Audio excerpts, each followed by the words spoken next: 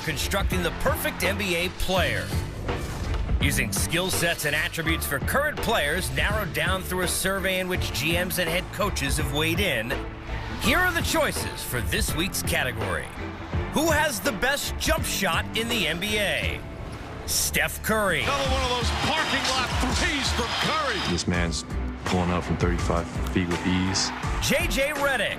JJ Redick with that majestic three-point stroke.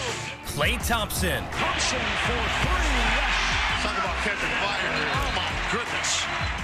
Now it's up to you to vote for your choice right now on Twitter and help us build the perfect player.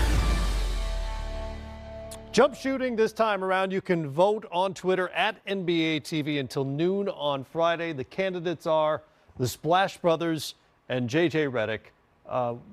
When this topic came up and we were presented these three candidates, my first reaction was, it's Steph. Yes. Right? Yes. And then I gave it to you, and you guys said, Steph. yeah, okay, all right, just so we're on the same page. And that's got nothing to do with the other two guys.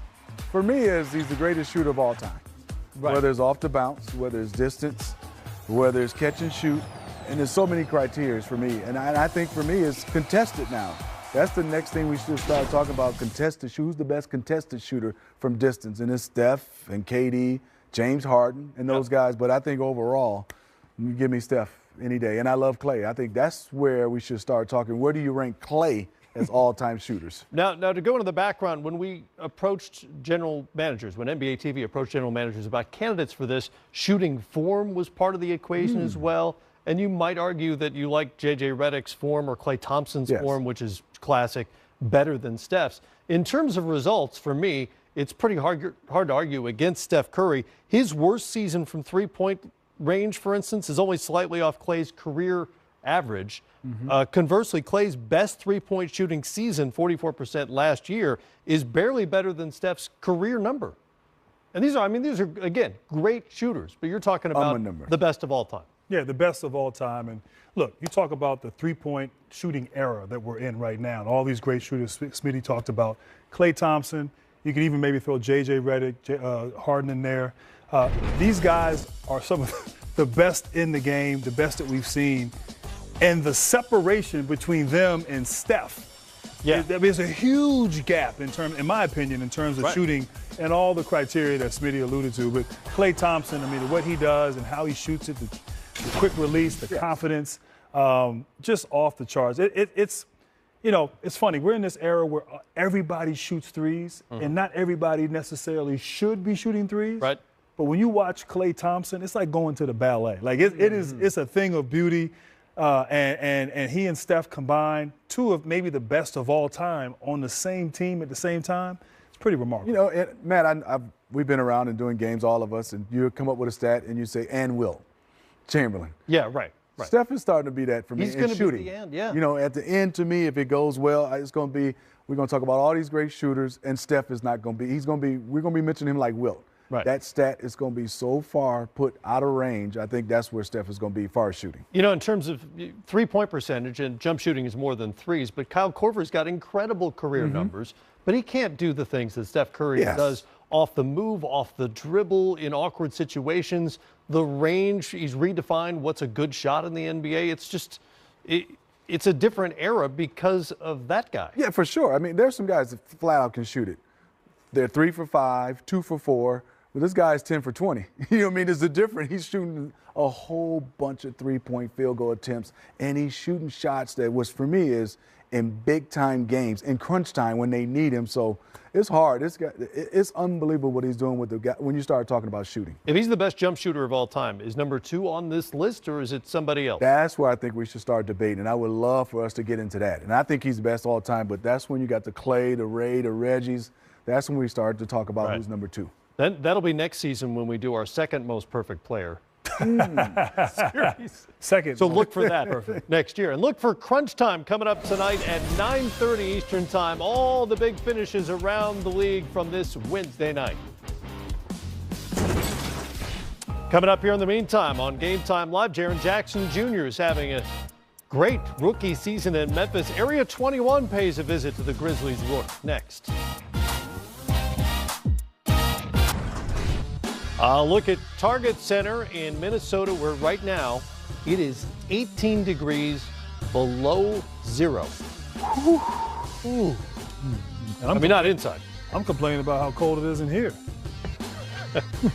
It's comfy in the studio here. It was real comfy. Probably comfy there too, but outside 18 below zero as the Grizzlies and Timberwolves get set to go tonight. Jaren Jackson Jr. was a game time decision. He's going to give it a go and continue his excellent rookie season. Recently, Kevin Garnett paid a visit to Jaren.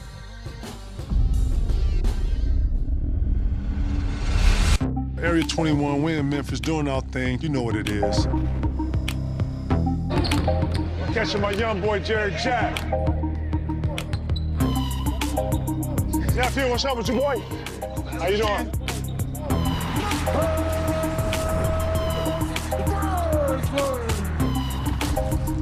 Put this down. Last thing to come up was your head. He banged him, he went, and he went to go shoot, and last thing to come up was his head. They're going to him, look. Jackson. Be aggressive, young fella. Be aggressive. Jared got a lot of good intangibles, a lot of good things that you can't teach about the game. When you're watching them, are you critiquing them when you watch the game? No, I'm enjoying it. Oh, okay. I leave the critiquing to my husband. Ah, okay. The first things I've seen from his first game to probably his fifth game, he was already being able to make the proper adjustments. He was already making the rotations. Going to the game, watching Jay for the first time was dope. I wanted to see the things that we worked out in the summer. I wanted to see them being translated on the floor. There's Jaren Jackson Jr. off the window. So you gonna be working with him tomorrow? Yeah, tomorrow we're gonna do something after practice. I want to work on what he's been working on within their offense. Things that you can't really teach that you just got to feel as a player, he has a lot on. Love how you initiated right here. You know what I'm saying? Always got to finish like that. The purpose of me taking him into the film room was to not only show some of the things I wanted to implement into the workout, but I wanted to see how he responded to the small critiques. After 10, 15 games, the whole league knows your game, so you have to continue to ask up to your game. So stop. I want you to watch how he's playing. He's not giving you no space, right? Perfect time to get him a pump fake. Whenever you play a guy who's really eager on you, you know when he's eager. When I go back to he's gonna fly. That's the kind of stimulation you gotta have when good defenders play you. I love your spirit, man. You're still playing with that youthful spirit. Do not lose that. That is your superpower. That's what got you here. If you're looking around for the leader and you don't see him, guess who it is? You gotta do it. And that's a tough place to be when you're a rookie, but being positive, you can always be positive, you can always help a guy, you can always give some energy. We just had that. I just put him in my office and we had that talk. Same conversation. Yeah. Let's head to the court and work on some of this, man. Yep, let's do it. Let your hand be the first thing come up. There you go, nice, Jay. Baseline. Other side. Nice. Baseline. Nice. On defense, to alleviate someone's momentum, meet them early.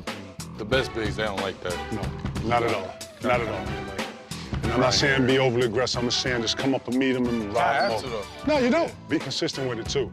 The more you do something, the more the rest will let you or give you a little more leeway. He has a work ethic that is a throwback that I'm very appreciative of and I love working with. Respects to Mark and Mike. He is the future. I look forward to him becoming the leader of Memphis. He has a lot more to conquer, and I'm looking forward to being part of that. Jaren Jackson Jr. right now is fifth among rookies in scoring, third among rookies getting big minutes at least in field goal percentage, second among rookies in block shots right now. Spartan Dog. He's got Kevin Garnett coming in, obviously for TV purposes, to come in and give him this advice and whatnot, but it's got to be invaluable to have a mentor, particularly one on your team. Who was it for you guys who kind of showed you the ropes? You know, I would tell you one, it was off the court, and a lot of it was some on the court. I would say it was probably 70-30 because we didn't play my position, but it was Manute Bol. And people would say, Smitty, that was your vet? Yes, it wasn't basketball. Obviously, it wasn't my position, but, I mean, he would grab my ear and twist it about being a professional, what you doing off the court, how you take care of your body, what does this game mean to you, how quickly it's going to go. And I think on the court for me, I was fortunate enough growing up in Detroit when the Pistons were at their heyday. I had Joe, Isaiah, and then I went to Michigan State. I had Magic Johnson and George Gervin, Spencer Haywood from my high school. So from a basketball standpoint, I heard it all. It's pretty good. But I would say when I got to the league, that one guy at the beginning was Manute Bol. Manute Bol, it literally grabbed your ears. Yes, and twisted real hard because I wasn't wearing the proper attire, man. Wow. Manute Bol and I once lived on the same street in Connecticut, by the way. you? Yeah, he occasionally would walk by and, you know, your perspective is completely thrown off. 7'6" guys walking by the Rest house. in peace. Wait, what's going on out there? Who is it for you?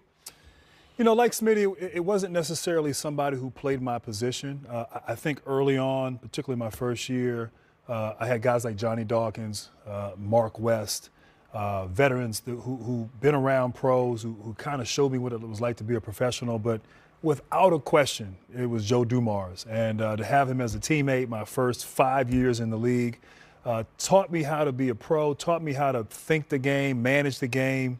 Joe was soft-spoken, wasn't sort of a guy who, was speaking every time. But when he did speak, it had a lot of substance behind it. And then what he showed you, how to beat your man, how to defend, how to run screen and roll, just the nuances of the game was invaluable for me. And I always said that, every young player, should have a Joe Dumars type of guy to really kind of help mold you, show you the way, show you the ropes.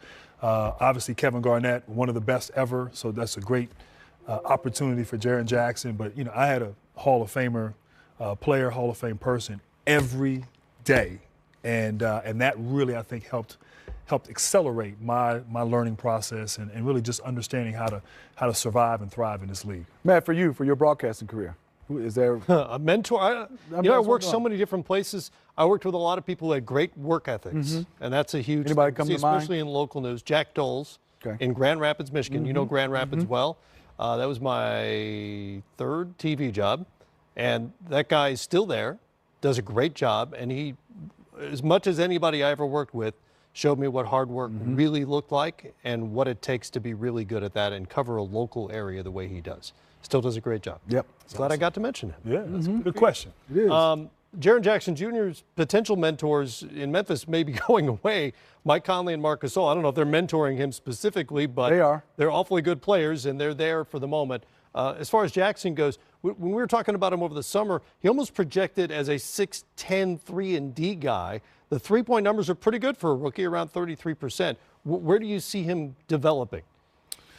Well, the beautiful part of his game, I think he can develop in so many areas. I mean, he's come in and made an impact right away. As you mentioned, I think having Conley and Gasol has been great for him. But I love his size. He's not afraid to get down low, get in the paint. That high-low sort of combination between him and Gasol has worked wonders. But his shooting is good. I think getting out into the mid-post.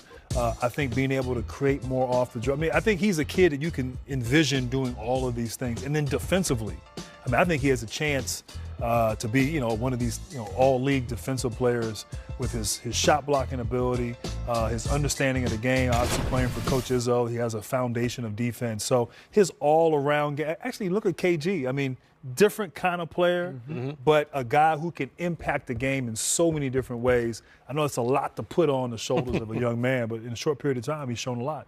Yeah, and I think the comparison you talked about in KG, and I see it because the reason why is KG had 3 skills, and then he had power forward skills. He could defend, he could score. A great guy when you start talking about energy and passion, and that's Jaren Jackson Jr. for me. The one area I'm going to keep harping on for him, and he knows this, is I need those rebounding numbers to go up. Right. And that's the one thing, and I think they will. And I think for him is a lot of time is where you played on the floor, he's spacing, so you don't get a chance to come in and get those loose tip ins. Right. But no matter what, I'm going to still look down and see 4.6 rebounds, 5. that area will go up. And if they do trade Marc Gasol, even in this year, I think that number will go up to 6 or 7. Hard to get offensive boards when you're out at the three-point line. Yes, it is. You've got to do it. And defending other fours. Yes. And defending other guys. Defending other fours who are out there. No excuses. Conley and Gasol are still with the Grizzlies for the moment, but they are the elephants in the room until their situations are resolved, if they are this season. Of course, both on the trade block, and both are getting asked about it in every city, including tonight, Minnesota. We're just out there, trying to have fun, trying to still, work as hard as we can and compete. And because you never know when it's your last day, and it really puts it in perspective.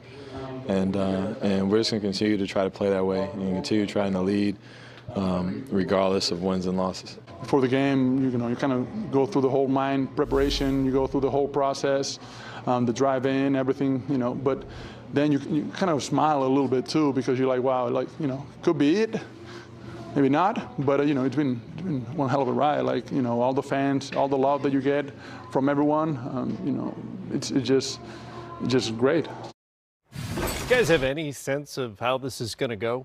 I'm not sure, but if I say we need to find a home, and I don't know who they would trade, I got Marc Gasol going to the Celtics, and I would love to see Mike Conley with the Nuggets. Those are my interesting. That's what I would love to see those guys go. I'm sure both those teams would love to have them. Yes. Whether they can get them in a way that makes sense, I don't know about that. It's a need for both those guys and those teams. Yeah, my crystal ball is not quite as accurate as Smitty's. I really don't know. I mean, I don't know how Conley's contract is tough. Huge. And it's like they made a commitment. $36 million left made a on. commitment with Conley, with Chandler Parsons, with Gasol, and it hasn't worked out. And so how you extract yourself as an organization from this situation is not easy. Marc Gasol, I think, can help a playoff team. A guy who has great feel, great understanding, knows how to play the game, will fit in, I think, anywhere.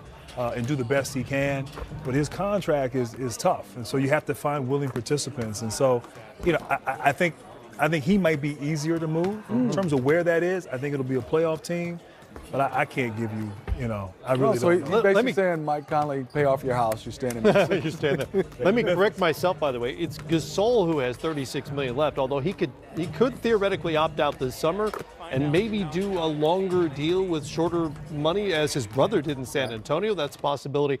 Conley's deal, 2 years after this season and $67 million left on that contract. Ooh. You mentioned the Nuggets and maybe a destination for him. Who knows? They are in New Orleans tonight, which means the Joker show's in the Big Easy. You see the numbers right there, a shoe-in to be named an All-Star reserve tomorrow night. We want to talk about his passing in particular, because he has a chance to be just the second 7-footer to average what he is currently averaging in terms of assists, 7.6 a game. How many big guys have you seen with the kind of passing ability that the 23-year-old Jokic has? Not many, but there have been some that have come before them, and sort of ironically, a lot of them have been from overseas. I think of Sabonis, who you played with. Sabonis is the guy I always think of. Steve, I think of our own Chris Webber. I mean, he was a great passing big man at that high post there, working the cuts in Sacramento. Vlade Divac, but what he's done is sort of to a whole nother level, and sort of a continuation and some from those other guys, and how at such a young age he has such a great feel, so unselfish, really a point center in a lot of ways, and so he's so much fun to watch. And you're right, he will be an all-star, and I'm sure for many more years to come. I'm impressed by the different kinds of games he has from night to night. There's almost no predicting what his stat line will look like in the pregame, right? Because there are going to be nights when he takes 6 shots, and there are other nights when he's going to have to score 25 and distribute tennis. And that's the reason why I love for him to have a point guard. Sometimes I wish somebody can get him an easy bucket, and I think sometimes that's the reason why you see those numbers, man. You said it best, and that's the reason I would love to see Mike Conley there, because that's the Marc Gasol of Memphis, and them two, he plays well with guys throwing it off and cutting it. Finding Mike Conley, they will work well together. And I just think that's what Denver has to do, because he's asked to be a point guard, and then sometimes we go, oh, well, he only had 12 points.